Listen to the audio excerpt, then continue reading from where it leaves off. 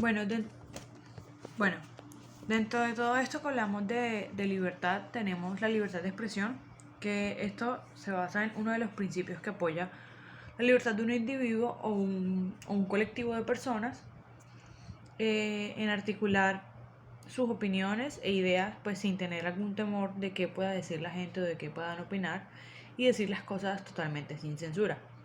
La libertad de expresión también se reconoce como un derecho humano en virtud del artículo 19 de la Declaración de los Derechos Humanos y se reconoce en el derecho internacional de los derechos humanos, en el Pacto Internacional de los Derechos Civiles y Políticos. El artículo 19 de la Declaración de los Derechos Humanos establece que toda persona tiene derecho a la libertad de expresión.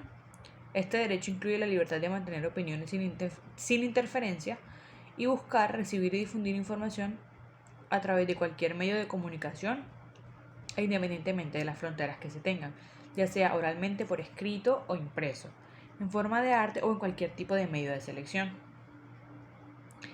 También tenemos que la libertad de expresión puede ser no reconocida como absoluta y las limitaciones comunes a la libertad de expresión se relacionan con lo que sería la difamación, la calumnia, la pornografía, la sedición, la incitación, palabras de combate, información clasificada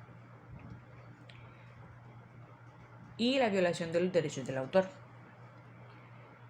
Tenemos que la libertad de expresión pues tiene una larga historia a través de los instrumentos internacionales de los derechos humanos, El concepto de libertad de expresión lo podemos encontrar en los diferentes documentos de los derechos humanos. Tenemos que la Declaración de los Derechos de Inglaterra de 1689 estableció legalmente el derecho constitucional de la libertad de expresión en el Parlamento, que todavía pues está vigente en estos momentos. Tenemos que la libertad de expresión está estrechamente relacionada con otros derechos y puede estar limitado cuando entra en conflicto con algunos de los otros derechos. También se relaciona con el derecho a un juicio justo y un proceso judicial que puede limitar el acceso a la búsqueda de información o determinar todo tipo de oportunidad y medios en la que la libertad de expresión se manifiesta en los procedimientos judiciales. Tenemos que la libertad de expresión es un derecho particularmente importante para todo tipo de medio de comunicación que desempeñan un papel especial como portadores de un derecho general de información, ya que la libertad de expresión pues, es manifestada por cualquier tipo de ser humano. La libertad de opinión. La libertad de opinión significa que cada uno es libre de tener una opinión o un juicio de acuerdo a sus emociones, capacidades reflexivas y conocimiento. Los niños tienen derecho a tener una opinión diferente a la de sus padres, tomando en cuenta su edad, así como su grado de madurez y discernimiento. Los niños que su opinión sea tomada en cuenta, los estados, las comunidades y los padres tienen el derecho a escuchar a estos niños y acordar una consideración particular a sus opiniones cuando las decisiones de estas les incumben hacia una manera más asertiva. Bueno, entonces a continuación les voy a hablar sobre qué es la libertad. Primero que todo tenemos que saber que la libertad es esa facultad que todos los seres humanos tenemos desde el momento en que estamos gestados en el vientre de nuestra madre.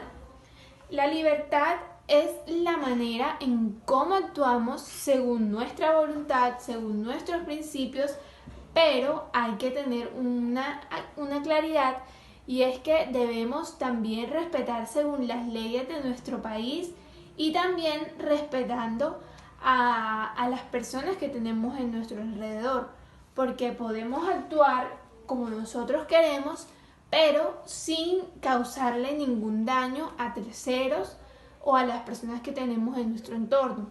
Y tampoco, podemos tener la libertad, pero sin necesidad de infringir las leyes de nuestro país donde vivimos. Bueno, ahora hay que tener en cuenta que la libertad se divide en dos. Tenemos la libertad individual y la libertad colectiva. La libertad individual consta en la libertad, por ejemplo, de opinión, de tu manera en cómo piensas, de la manera en cómo vistes, de tu religión, de las actitudes que tú tomas para vivir. Entonces, esa libertad individual consiste en eso, en tu libertad como persona, como por ejemplo mi libertad como Natalia. Yo soy una persona cristiana que me gusta vestir con shorts, con faldas, y tengo la libertad de salir así a donde yo quiera estar sin afectar a nadie. Me gusta salir a trotar y esa es mi libertad y es mi manera de vivir. Y tenemos la libertad colectiva, que son las libertades que hay en grupos de personas. Por ejemplo, algo que estamos viviendo actualmente en estos últimos días es sobre las protestas. Muchos se preguntarán, ¿las protestas se pueden hacer?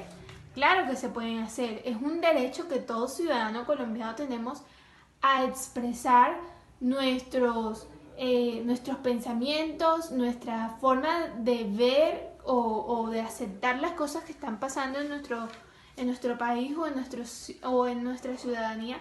Y tenemos todo el derecho y toda la libertad de salir a protestar, para protestar de una manera organizada. Además, el Estado te brinda compañía de la policía para que ellos también vigilen de que estés actuando de una manera correcta, de que no estés infringiendo nada, de que estés siendo respetuoso y responsable con las cosas que hay, como por ejemplo los establecimientos, que no estés dañando las cosas.